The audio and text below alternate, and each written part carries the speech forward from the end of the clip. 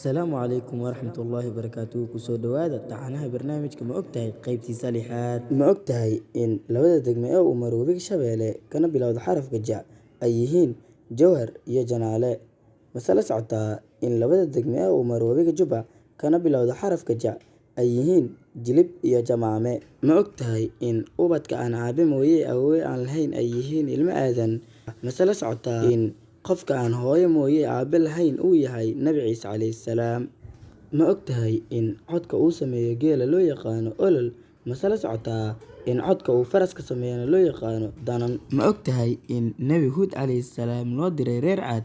Mase la socotaa in Nabi Saalax calayhi salaam loo diray reer Tamuud? Ma ogtahay in Nabi Yuusuf calayhi salaam hooyadiis la oran jiray Raaxila?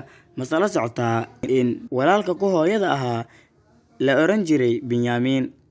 Ma ogtahay in ninkii ku soo duulay Kacbada la oran jiray Abraha?